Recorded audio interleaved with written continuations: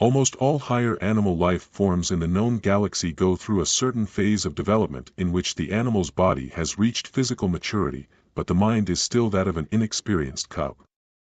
Sapients are no exception. Indeed, the effect of this phase tends to be, if anything, more pronounced among the civilized species.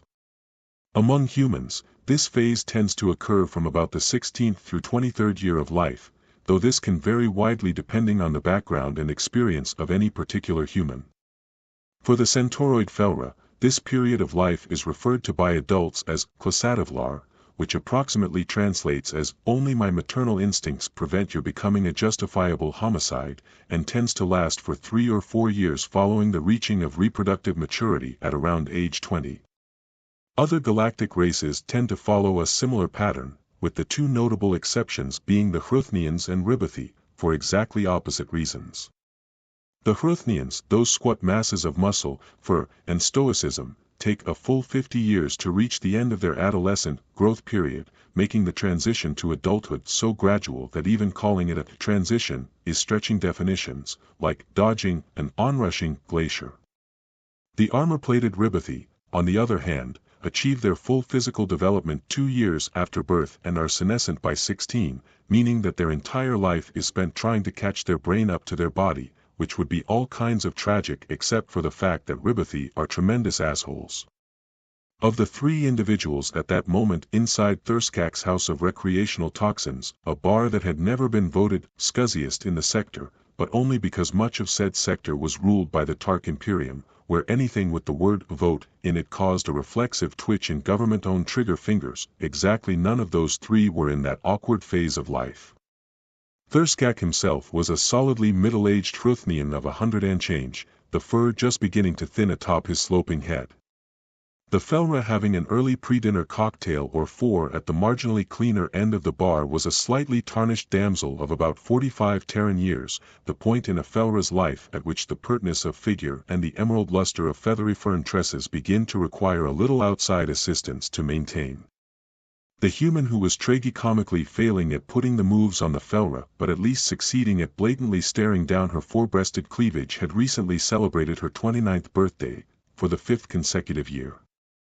So, no callow youths here. The sextet of Dahu swaggering up to the entrance was a different story.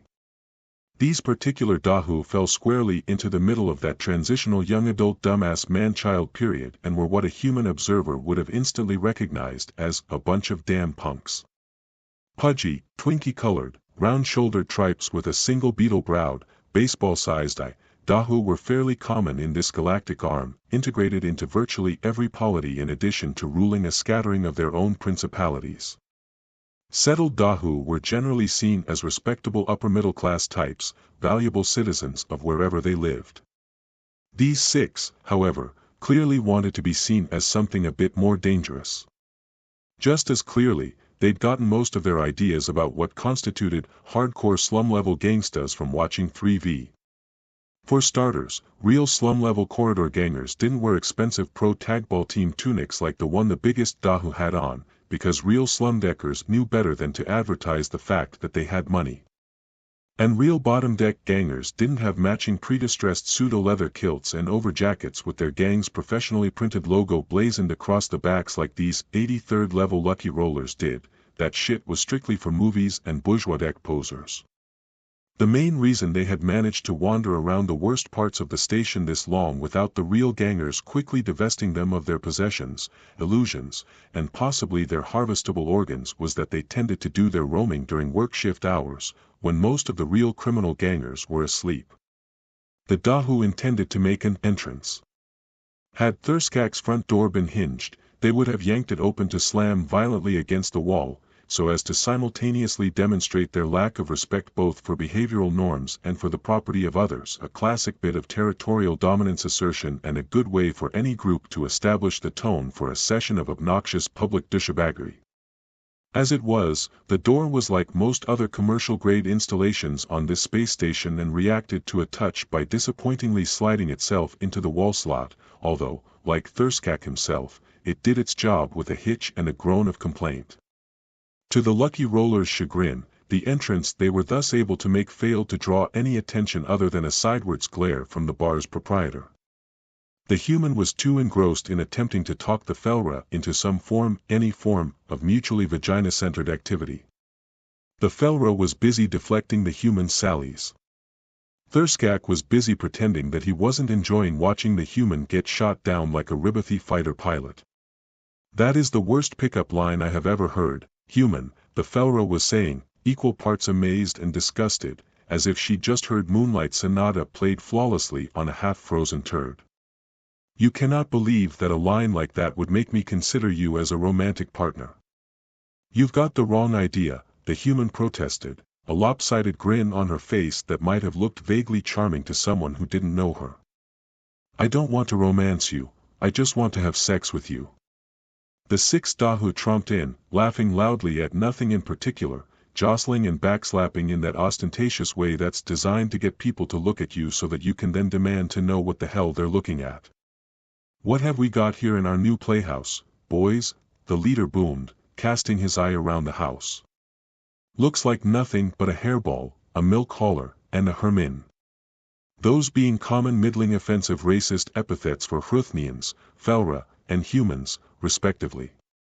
Because if you've set out to be a dick to other people, racial slurs are a good and traditional foundation upon which to build.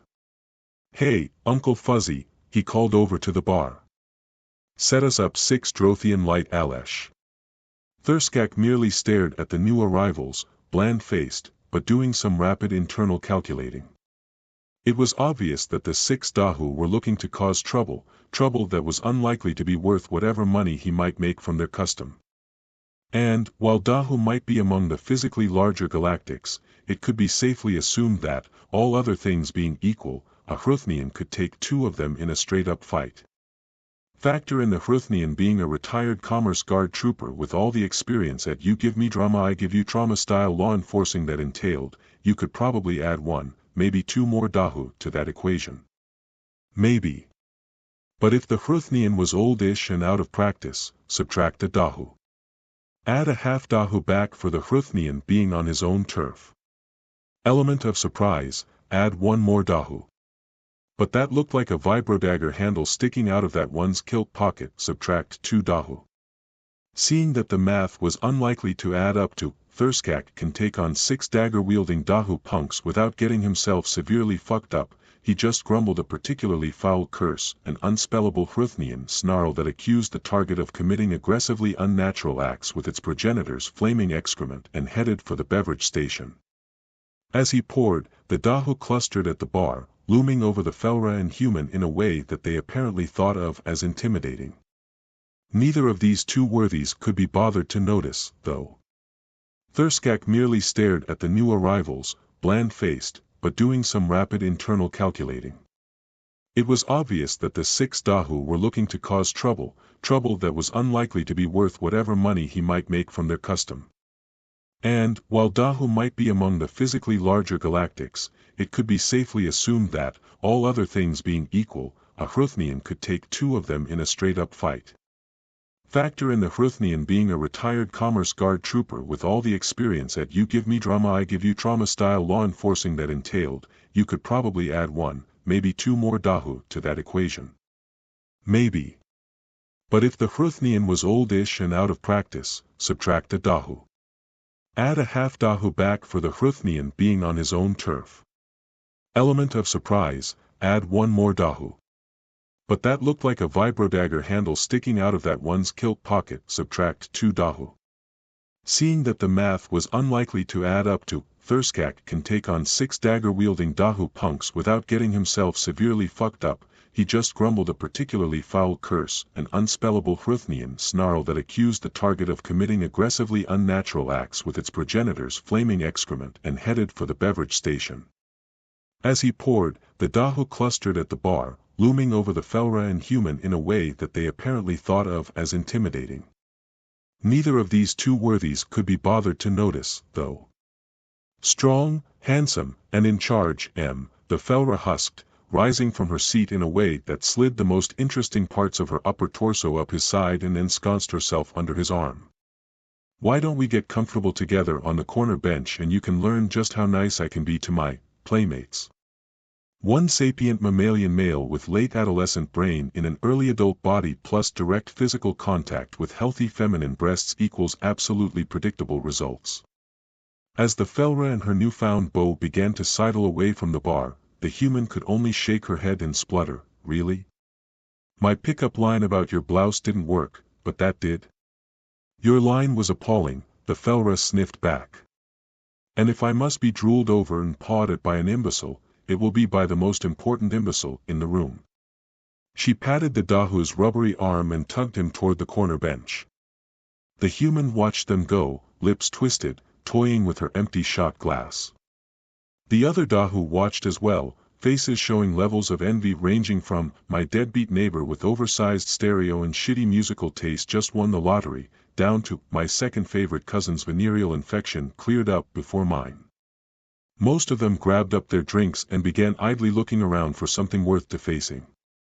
Now, one might wonder why Thurskak did not call the local law enforcement to deal with this batch of troublemakers. One might also wonder why he didn't blast his privates with a plasma torch every time his scrotum itched. Yes, the problem would be dealt with, but long-term pain and regret would inevitably result. Local law enforcement was in this case represented by station security, which many outsiders considered to be one of the most corrupt government agencies in the known galaxy. This was, in fact, an inaccurate assessment, as station security was not a government agency at all. Station security was a private organization officially listed as a civic charity for tax purposes that only existed because of a jurisdictional dispute. It had originally been intended that the system's planetary police would maintain order in their world's orbital facilities, but that agency, perpetually strapped for cash, competence, and motivation to do their jobs, had experienced an epiphany in the field of being shameless weasels and declared that they were planetary police, not way above the planet police. Policing a space station sounded like a job for the Galactic Commerce Guard, whose brief involved protecting stuff in space. The Commerce Guard's response was that, yes, they did protect stuff in space. Specifically, merchant shipping. Out in the shipping lanes. From pirates and hijackers and each other. They most emphatically did not have the time, manpower, mindset, or inclination to prosecute beings for malicious littering or defamatory copulation or whatever in a place that was not a shipping lane. So, officially, the request for indefinite mission expansion of Galactic Commerce Guard Office number 6768 was denied with prejudice. Unofficially, fuck off and fuck you for asking. Sincerely, the fucking Commerce Guard. The other law enforcement agency in the area was the neighboring Tark Imperium's Investigatory Bureau, who categorically denied having any secret police agents, informants, or assassins in the system. The glorious Tark Imperium's domestic security apparatus especially had no presence at all on any orbital transshipment stations. Certain Tarkage dissidents and expatriates might claim otherwise, but it would be absurd to take at face value the words of people who had such a high rate of suicide. For a while, vigilante mobs had been sufficient to keep the worst of the station's lawbreakers in check, but that was never going to be a permanent solution. For one thing, joining a howling horde of cudgel-wielding, retribution-minded citizenry is something most beings can only do a few times a week before it starts adversely affecting their schedule and productivity. For another, there's the issue of motivating participation, always an issue in this star system. While it might be easy enough to whip up a frenzied mob of outraged justice inflictors to take down someone who was kidnapping children, the figurative torches and pitchforks were much less likely to turn out thirsting for the blood of the guilty over, say, a zoning violation. But, just as nature abhors a vacuum, it's the nature of sapient life to abhor a power vacuum and the nature of capitalism to abhor an economic vacuum. Thus it was that a civic organization was formed by certain interested parties for the maintenance of order and occasionally law on the station. The issue of funding such an organization was easily resolved by the realization that there was no reason why a group that held a monopoly on legitimate violence and detention could not be self-funding, or even operate at a profit. To put it in simple terms, station security ran on a strict pay-to-play principle. That guy stole your wallet? For the price of a mere 200 standards, station security will go get him and lock him up for a while. For another 50, he can get a limb broken resisting arrest. And of course monopolies, especially armed monopolies, get to set their own prices. Pricing for police activity from station security was based on how much the officers were inconvenienced by being called upon to do their jobs. The further they had to travel, the more work they had to do in dealing with the perpetrators, the higher the bill for services rendered. For reference, their headquarters and detention center was in one of the comparatively nicer commercial districts on 6th level, giving them a quick, and therefore affordable, response time to the upscale and middle-class residential areas and mercantile corridors of 1st through 13th levels.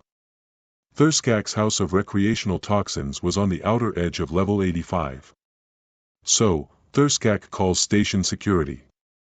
Assuming they showed up at all, response time would be measurable in hours. Assuming the lucky rollers were still hanging around by the time security showed up, the officers either stun and arrest them or, more likely, just shoo them away, depending on how much lip the gang gives them. Thurskak gets handed a bill for 800 standards. If the lucky rollers are gone when the cops arrive, he still gets a bill for 500 standards for the callout because level 85 is a long trip with lousy scenery. Cash only. Station security does not provide billing services or payment plans for any decks below level 40. And what if Thurskak should have trouble paying? Well, that depends on the officers on scene. Most of the security personnel were either Gonhir or Zargs, two races that naturally gravitated to such work. Zargs had a great love for legalisms and the forms and trappings of bureaucratic order, if not necessarily for order itself. If Thurskak tried to stiff a Zarg officer, said Zarg would have himself a fine old-time cataloging every single health code, building code, and moral code violation in the house and arranging the complex tapestry of fines, liens, seizures, and indentured servitude that would then ensue. Gonhir, on the other hand, were just bullies and would settle for stunning, restraining, and then beating the absolute shit out of him. So, no, Thurskak was not going to call the law. The slimmest Dahu propped himself on the bar beside the human. So, he began. "Quit bothering me, kid," the human growled, barely looking at him. "Don't make me use my human powers on you." The Dahu scowled. "What, human powers? Humans don't have powers, dot." With a frustrated little sigh, the human snatched a disposable and partially used napkin off the bar. Producing a pen from her jacket, she quickly wrote something across the unstained part of the napkin, then folded it and set it under her empty glass. "There you go," she snickered. "I'm using my powers right now." The Dahu just stared at her, then looked to his nearest buddy for support, but that worthy was too busy carving profanity into the bar with his vibrodagger. "You're doing what, now?" "Using my powers." She pointed at the napkin secured under her glass. "I just made a prediction about you and wrote it on there. When you read it, you'll understand just what I can do." "That's grazer shit." The Dahu shook his head and reached for the upturned glass, only for the human to clamp her hand over it first. "If it's grazer shit, put money on it. Make a bet on whether I can predict your future or not." She shrugged. "You guys call yourselves the lucky rollers, after all. Don't you like to gamble? This is a trick." "This is a challenge," the human retorted, loudly enough for all the Dahu to hear. "If you doubt me, back those doubts up with cash." "Yeah, don't be a wuss, Munska," one of the other Dahu called over. "How about this?" Had Thurskak been inclined to, he could have warned the Dahu to be on their guard when the humans suddenly went from sounding bored to sounding reasonable. Experience had taught that how reasonable the human seemed was directly proportional to how much she intended to shaft you. "You guys obviously like tits." A jerk of her head indicated the Felra with her arms draped around the Dahu leader. "You wager money, I'll wager my shirt. If you're right and I'm wrong, I take it off and you get to see my boobs, free and clear. Remember that adolescent-brained male plus feminine breasts equation from earlier? Yeah. Munska scowled some more, but dug a coin from his kilt pocket and slapped it on the bar. Fine. I'll go 5 stands. The human huffed angrily. 5? My tits are worth more than 5 standards. This was greeted with an awkward and rather insulting silence, into which the Felra sighed, they're really not. Anyway, the human went on, you're betting 5 that I can't predict the future, right? Munska shook a finger at her. Not right. See, here's the thing, I think all this power to predict the future stuff is grazer shit, but I also think you're working some kind of trick, here. So, I'll bet this 5 against your shirt, that you did predict the future. As the other Dahu hooted and cheered at Munska's cleverness, the human regarded him with something more like interest. Not respect, just interest. Ah, she said. Now we know who's who in this little clique. You're the smart guy. Every group has one, just like they have a leader. She cut her eyes at the Dahu with the Felra clinging to his shoulder. And a big guy. Her gaze went to the Dahu in the tagball tunic. And some cannon fodder. Her eyes swept the other 3. So, if you're betting that my prediction is correct, then obviously I am stuck with betting that it isn't. And I guess I just have to accept, don't I? She sighed theatrically and took her hand off the shot glass. Smirking, Munska snatched the napkin from under the glass, unfolded it with a sarcastic flourish, and read what was written on it. His expression immediately crumbled. So. What's it say? Demanded one of the cannon fodder Dahu. It says, Munska spat, you will bet me that I cannot predict the future. He balled up the napkin and threw it across the bar as the other lucky rollers gurgled out peals of laughter. It was a trick. I'd lose the bet no matter which way I went. For a moment, he seemed to consider grabbing his coin back off the bar and reneging, but finally decided to let it go, merely shaking his head as the human picked up her winnings. At least I was right about your so-called powers being grazer shit. The human offered him the kind of condescending smile you give someone you've just easily won money from, aptly enough. Oh, I have a special human power, all right, but it's not precognition. She leaned toward him, as though sharing a secret. It's that I'm smarter than you. She watched the Dahu's face darken with anger as she tapped the coin on the bar top, smile never becoming one whit less infuriating. Without taking her gaze from Munska's narrowing, but still huge, she slid the 5 across the bar. Hey, Thurskak. Ordinarily, Thurskak would have taken a moment to bask in the experience of receiving actual cash money from the human, which in terms of rare delights to be savored was right up there with getting carnally pleasured by a Felra crown princess. But the lucky rollers had managed to fuck this up for him, too. So, he just snatched the 5 stand from her and grunted, right, 1 bourbon. No, I'm in the mood for a mixed drink today. Make it a Bloody Magdalene, heavy on the Reaper. This gave Thurskak a moment of pause, for 2 reasons.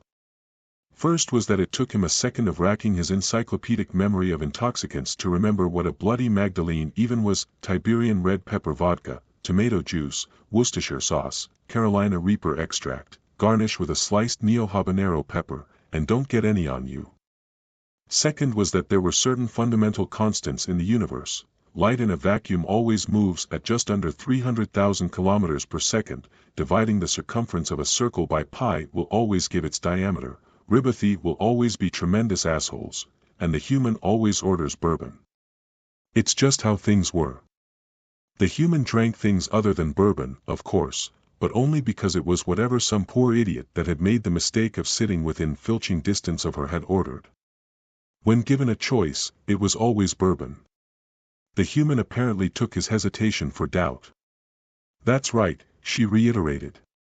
I'm splurging, since the smart guy here is in a buying mood. I'm starting to take a real dislike to you, woman, Munska hissed. The human shrugged. I don't care if you plan to masturbate at my funeral, as long as I've got your money. The hiss turned into a growl as the Dahu pulled the vibrodagger from his kilt. A thumb flick powered up the 4-inch serrated blade, which began to oscillate in a gray, whining blur above the crossguard. Munska held the weapon ice-pick fashion from the bottom of his fist. The slight tremor in said fist did not go unnoticed. "Nice vibrator," drawled the human. "Is that yours or your mom's?" Suddenly, the human was the only one in the room not tensing herself. Thurskak, who had tromped to the beverage station and culinary center to program the human's order, stopped where he was and flexed his hands, eyes flicking to take in the positions of everyone in his bar. The Dahu carving on the bar top pulled his vibrodagger out of the stained and scarred plastiwood and licked his lips, while his two cohorts set their drinks aside. The big tagball fan scowled harder and shifted his weight to his center leg, ready to lunge. Grebny, the Dahu leader, leaned forward on the corner bench, pulling away slightly from the Felra who had maneuvered herself behind him and whose six-fingered hands froze momentarily on his neck where she had begun a slow massage. "I think you need to learn who you're dealing with," Munska said tightly, the tremor in his hand not getting any better. "I think you need to learn how to use a vibrodagger," the human retorted, entirely unperturbed. "It's a cutting weapon, which is why it vibrates. You're holding it in a stabbing grip."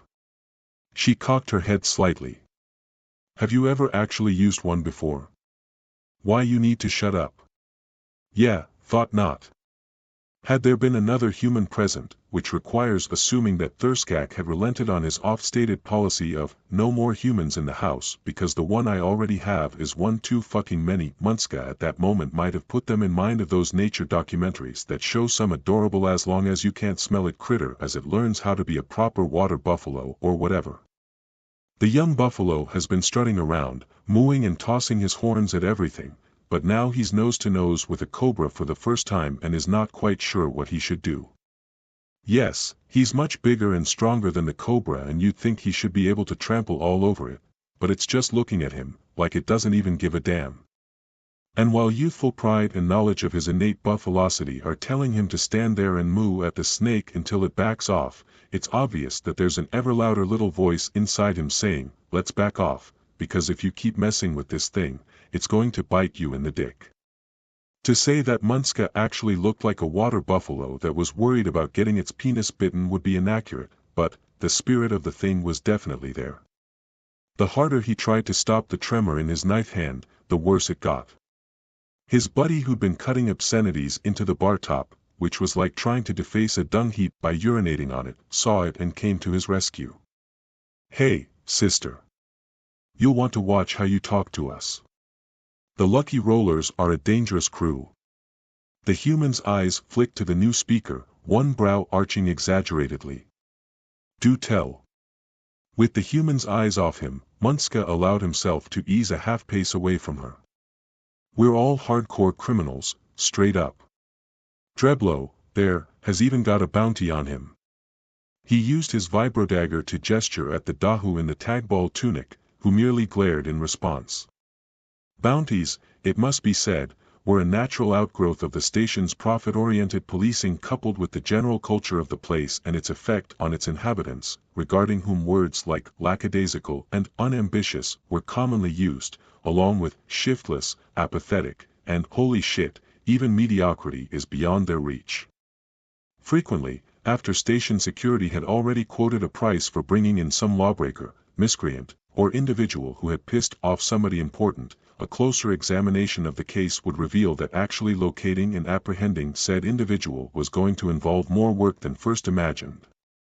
The case might require such high-labor, low-yield tasks as questioning known associates, conducting surveillance, or going somewhere below level 40, any of which could chew into the profit margin. In such cases, a portion of the fee was instead set aside as a bounty to be paid to any citizen who could deliver the perpetrator, obviating the need for security to pay their officers hourly rate for accomplishing the same thing. Thus, for a person to have a bounty on them meant that someone who had money thought they should be arrested, but security didn't consider them important enough or lucrative enough to exert themselves in bringing them in. It should be noted that truly dangerous criminals never had station security bounties on them, because truly dangerous criminals either bought their way out of their charges, or security planned on charging a princely sum for their apprehension and prosecution and had zero desire to share that kind of wealth. It should also be noted that, while the station's inhabitants may not have had the justice system they wanted, or the one they needed, it was probably the one they deserved. A bounty? The human gasped. I had no idea.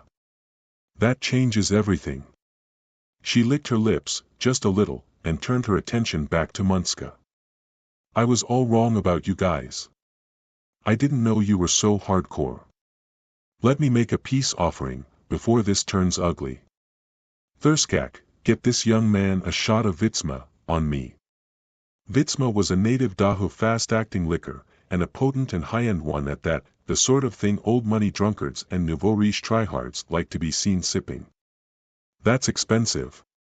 Thurskak barked reflexively, because this was the human, after all. I'm not putting that on your tab. It's all right, I've got some money coming to me very soon. As the human continued to flash the kind of smile that lawyers who are fucking each other's wives give each other when the judge is watching, the tension began to bleed out of the room.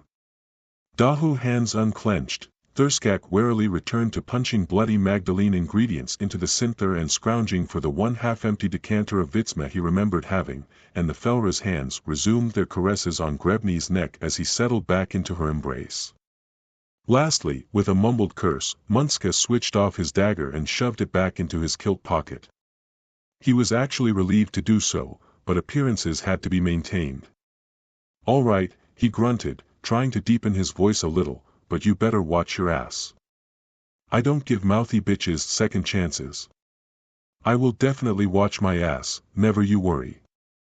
It's my favorite ass, so watching it will be no problem. But, seriously, no hard feelings, okay? I was just playing with you. One of the cannon fodder, Dahu sneered. I know how you can make it up to him. He mimed a couple of leg thrusts worth of poke your naughties with my naughties, to General Dahu laughter. Or maybe you can make it up to all of us. Not me, man, gurgled the one beside him. Hermin chicks are skinny and weird looking. It'd be like fucking a knothole in a forked stick. So, his buddy retorted. Just pick a hole, close your eye, and pretend she's anybody you want. You can go after me. I go first, declared Dreblo, folding his arms to make his biceps look even bigger. You all get the leftovers after I get her broken in. The human met all this with nothing more than a slight sidewards tilt to her head, smile never altering in either shape or colossal phoniness. Thurskak sent a glower at the Dahu and growled out, you'd better not even think about trying that. Yeah, demanded the Dahu who'd first made the suggestion, leaning forward and balling his fists. Or what, old man? Thurskak looked him straight in the eye, steely, unflinching. Or you'll catch what she has. The gurgling laughter died like the hero's dog in the second act of an action movie. Munska put another half-step between himself and the human. One of the other Dahu began vigorously wiping his hands. The human let out a long, put-upon sigh.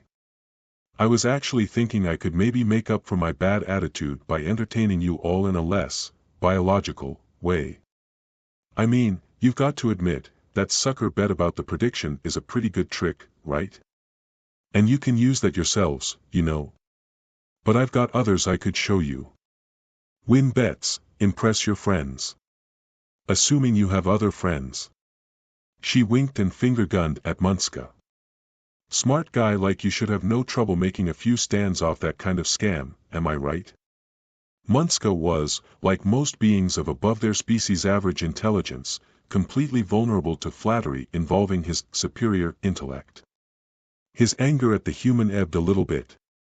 It ebbed a little further when the long-stemmed glass of Vitsma was set in front of him.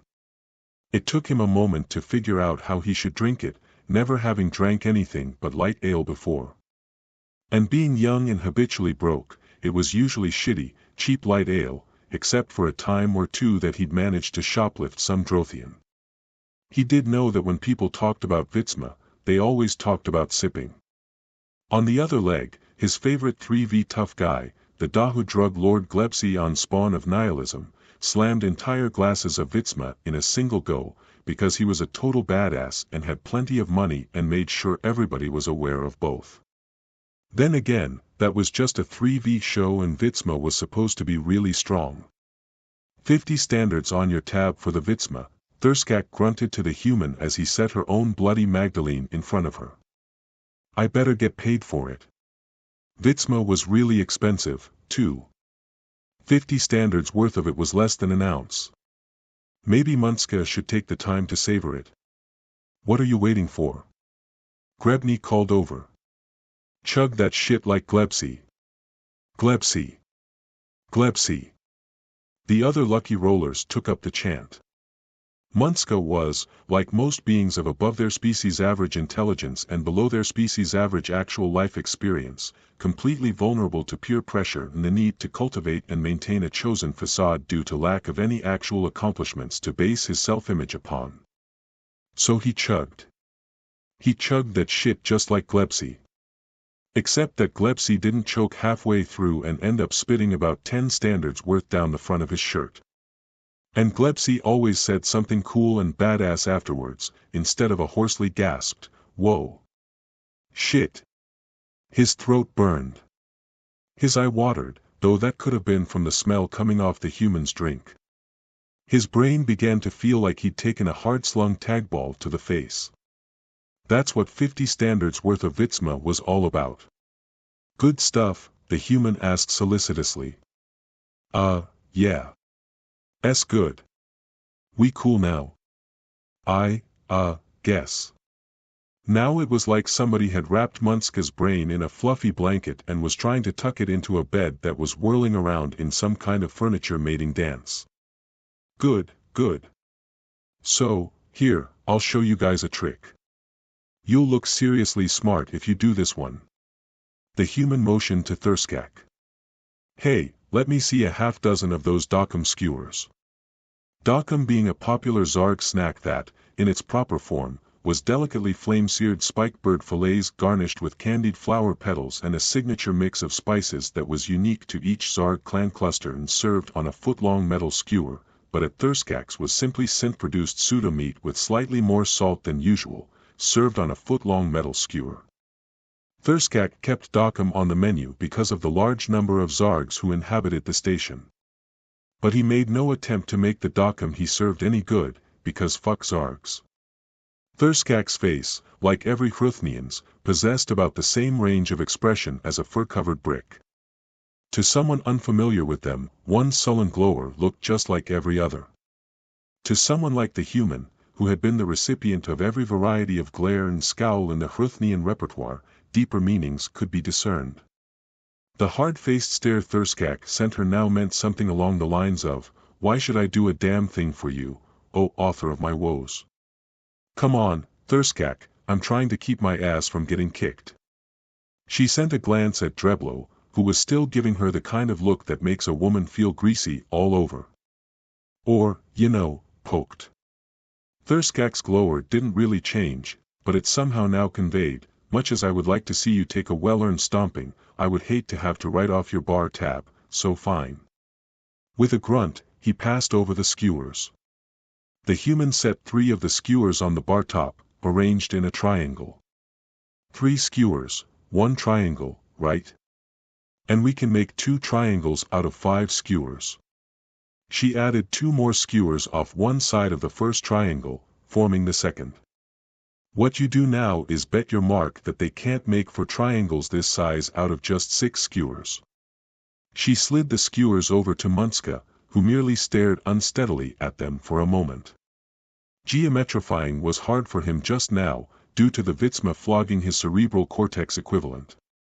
Care to try? Prodded the human. Organizing his thoughts was getting difficult, as was keeping any sort of patience. Fuck, I don't know. Just show us, already. Right, she said, as she took back the skewers.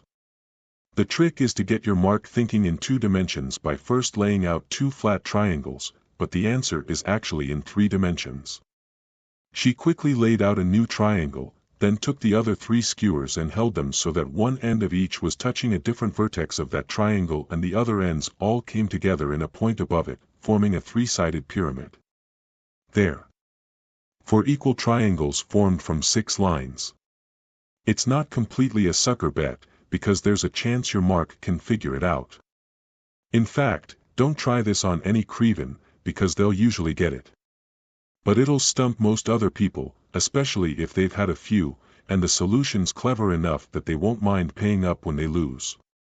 The Dahu carving on the bar was the one closest to being impressed. That is kind of a cool. Boring, shouted the one beside him, to general agreement from the other lucky rollers and mumbled comments about what he'd rather be doing to her from Dreblo. I know flashier tricks, the human protested. But they take more time to learn. She pulled a 5-cent standard coin from her pocket and held it up. Placing it in the palm of her left hand, she suddenly slapped her right hand down onto it, then held out both fists. Which hand is the coin in? My right? She opened that hand, showing it empty. My left? That hand was also empty. She closed both fists again and bumped them together. You say it's not in either hand? You'll lose that bet, too. With a flourish, she opened both hands, revealing a coin in each. Okay, that was really cool, said the same Dahu as before. This time, there were no jeers from the peanut gallery, as even Dreblo looked intrigued and Grebny craned his neck from the Felra's delightful ministrations to get a better view. Munska pointed at the human's hands. That made my brain hurt. How'd you do that? Quick fingers and lots of practice. It'd take too long to teach you that one, but I can show you a coin trick that's easier to learn and makes a hell of an impression. She slapped one of the coins down on the bar. You get somebody to put their hand over the coin, then you bet that you can steal it right out from under there. You can even get multiple people in on it, makes it look that much more impressive, even though the trick itself is really simple. She motioned for Munska and his vandalism-minded friend to come closer. One of you put your hand on top of that coin. No, don't bear down on it, lightly but firmly will do fine. Can you still feel it under there? Now you put your hand over his, just firmly enough so he can't easily move it. Yes, just like that. Having gotten her living props into their positions, the human held up her left hand for attention and addressed the room like a carnival barker. Lady and gentle beings. I will now amaze you by removing the coin from under these men's hands within 5 seconds, without touching either of them or moving their hands in any way. I will ask the lovely Felra to count the time off for us. The Centaurioid beauty nodded agreement. Starting now. 1. 2. 3. F.O.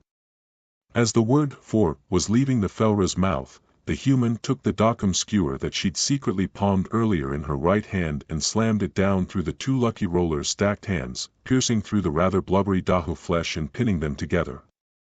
A great many things began to happen all at once. As the two injured Dahu started to scream, Munska a bit belatedly due to the Vitsma in his system and try to pull their hands apart, the other two Dahu leaning on the bar went for their vibrodaggers. They really should have started moving before trying to pull weapons. By not doing so, they fell victim to two of the known galaxy's classic errors regarding Hruthnians. The first was thinking that, because Hruthnian bodies were short and stubby, that their reach was, too. In fact, Hruthnian arms had evolved to be able to reach all parts of a thick and inflexible Hruthnian torso, and thus were double-elbowed and nearly 4 feet long, though habitually kept close. The second error was confusing the Hruthnian penchant for not moving quickly with an inability to do so. Thurskak brought these errors to their attention by snatching the two Dahu by their head wool and slamming their faces into the bar top while their hands were still in their kilt pockets. Across the room, Grebny attempted to lunge to his feet, only to find himself held in place by a pair of delicate green hands wrapped around his neck. The Felra's grip was like a steel band as her fingers tightened around his windpipe, her voice cooing soothingly in his ear while he thrashed to get away. He tried to force himself up off the bench, but it was easy for bipeds or upright tripes like Dahu to forget that, while Felra were sleek and slender and beautiful, their quadrupedal lower torsos added quite a bit of mass. And Dahu, for all their size, were not particularly strong beings. Grebny's vision began to gray around the edges. It made sense that Dreblo, being the lucky roller with the most criminal experience, should also have the best instincts. Foregoing his vibrodagger, he went straight for the human with hands outstretched, counting on mass and speed to do the job of taking her down. Then, once she was in his hands, the human snatched her untouched bloody Magdalene off the bar and hurled it into Dreblo's face before he could reach her. It should be remembered at this point that the single Dahu eye is far larger than its human counterparts, vastly more capable under low-light conditions, and able to resolve details at distances where human vision is essentially useless. The Dahu eye is also far more sensitive to irritation, such as that caused by contact with, say, a thrown beverage containing capsaicin compounds in a strength comparable to police-grade pepper spray. Dreblo screamed and clawed at his face, staggering backwards. The human took the opportunity to kick him in the upper thigh of his center leg, right in that cluster of sensitive parts he'd been hoping to use on her earlier. He went to his knees, screams now choked by simultaneous retching. The human took a moment to survey the chaos, spread her arms, and said, "Tada." The sober one of the two pinned-together Dahu was just getting his good hand on the skewer when Thurskak came to him from around the bar. The Dahu's attention had been on getting hold of the skewer and keeping Munska still so he could pull it out, so he only noticed Thurskak's cantaloupe-sized fist when it had made about half of its 8-foot journey from just above the floor to its termination point on the Dahu's face. He crashed backwards, falling over a fellow lucky roller with a smashed nose who was struggling to rise, incidentally jerking the skewer out of Munska's hand as he went. Munska himself could only stare, whimpering, at his bleeding hand until the human gave him other things to worry about, mainly a fist to the belly, followed by a knee in the face when he doubled over. A couple of injured Dahu tried to get up again, but Thurskak's boot soon offered a compelling argument in favor of them staying the fuck down. On the corner bench, Grebny clawed ineffectually at the hands on his throat as his fading vision took in the sight of all his boys on the floor. All the while, the Felra's soothing, seductive voice purred in his ear. "We Felra evolved from prairie-dwelling ambush predators, did you know that?" By her tone, she might have been discussing the barometric pressure, not strangling a would-be gang boss that she'd just been making out with. "My ancestors would make themselves resemble members of prey species who were ready for mating. They would use their bodies to draw in some stupid, horny beast, and when it was near enough, they would wring its neck." Grebny's eye bulged as his body started to go limp, but the pressure abruptly eased and he was able to draw in a hoarse, shuddering breath. "You're all right," the Felra purred. "Take a breath. Deep breath, there you go. You'll be fine. Take another and hold it in. There." And as soon as the oxygen was back to his brain, the Felra returned to choking him. "How long are you going to play with that?" the human asked, lip curled disapprovingly. "I had to rub myself all over this brute," the Felra sniffed back. "I will do this until it no longer amuses me." She put a foreleg into the small of Grebny's back to help control his flailing. He croaked and she gave his head a little shake. "Hush, you. I'll let you breathe again in a moment." The human shook her head. "Wouldn't you rather get your hands on me? For strangulation?"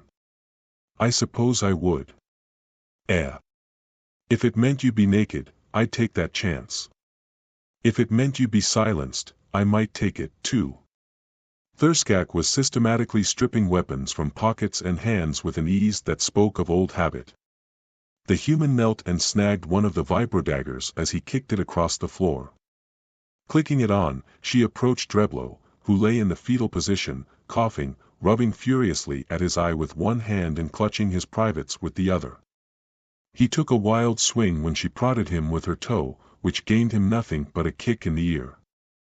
"I'm almost fucking blind," he growled, groggy from the kick. "Yeah. That was the point, genius." She held the vibrodagger where he could hear the whine of the oscillating blade. "You hear that? Stay still if you don't want it used on you." He said nothing back, but didn't move as she made 2 quick slashes, cutting the back out of his tagball tunic. Now, put your hands behind you, she commanded. Dreblo made no move to comply, fuzzily snarling instead, fuck you, Herman bitch. Ought to make you choke on my dick. Well, that's not much incentive for me to let you keep it, now is it? The human slid the dagger under the hem of his kilt, toward his center leg. Dreblo's hands were behind him in short order. In slightly longer order, the human had them tied with the cut-up tunic. Having made sure the lucky rollers were all disarmed, Thurskak was proceeding to the second step of the Thurskak's House of Recreational Toxins official procedure for dealing with bar fight casualties, which was rifling their pockets for valuables. This would be followed by the third step, which was heaving all wounded undesirables head first out the door. Any valued patrons who were wounded would be heaved feet first. The human toe-prodded Dreblo again. On your feet, bounty boy. We've got an appointment with station security. Dreblo stood, swaying a little and hunched over. His face was covered with tears and snot, his eye clenched shut and the yellow flesh around it turning orange. It fucking burns. Give me something to wash this shit out of my eye. Security will wash it out for you when we get there. But that's all the way up on level 6. And that gives you a reason to walk fast, doesn't it? She put a hand on his shoulder to steer him and gave him a poke in the spine with the switched-off dagger to get him moving toward the door. Thurskak had grabbed a dropped ale mug to throw the Dahu's coins into. As he finished dumping in what he'd taken from Munska's pocket, he noticed the 5-centistan coin from the human's trick still lying on the bar in a puddle of brownish Dahu blood. He gave a snort that caused the Felra to look up from giving Grebny his third throttling. Thurskak was about as prone to displaying amusement in public as he was his waist orifices. The human is actually leaving me a tip, for once. He reached for the coin. It was immediately snatched away from his grasp by the human, who had darted back over as soon as she'd realized what he was doing. Mine, she snapped, thrusting the bloody token into her pocket and giving Thurskak a mistrustful glare. She might have added something pithy about service quality as a half-assed excuse, but a sudden flurry of irregular Dahu footsteps drew her attention back to the doorway. Hey! Don't try to run away, you dumbass. It's not like you can see where you're going. A heavy impact and howl of pain seemed to lend credence to that statement as she trotted out the door in pursuit. Over the groans of the fallen and the weakening wheezes of Grebny, boss of what was left of an erstwhile gang, Thurskak and the Felra simply stared at each other. After a moment, Thurskak heaved a full-body sigh, the usual bland glower on his face now somehow reading as, to those able to translate it, why would I expect anything other than this shit? Out loud, though, he said, the more I think about it, the more I believe you need to have sex with that woman. The Felra was so startled, she almost let Grebny get an extra breath. Me? With her? Why in the eternal mother's name would I ever do that? Because, he explained, if she's with you, that reduces the risk of her finding a compatible human mate. And if she ever finds a human mate? Thurskak's voice dropped low in uncharacteristic horror. She might actually breed.